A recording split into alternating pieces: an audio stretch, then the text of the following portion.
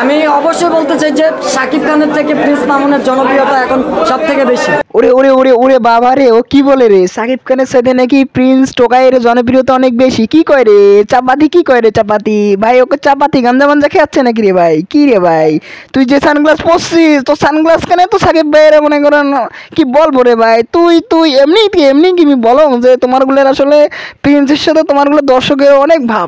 আপনি কি কিছু খান?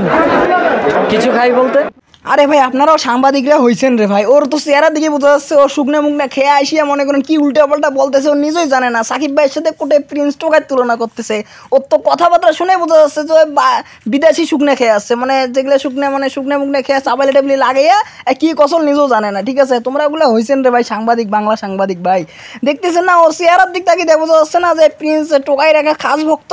বুঝতেছেন না একটু? হ্যাঁ কি কয় তো, কান টান তোর ফাটাই ফেলাম ছেলা পোকা সোঙ্গা। প্রিন্স টোকার সাথে বেলে সাকিবের তুলনা, ভাই রে ভাই শালা।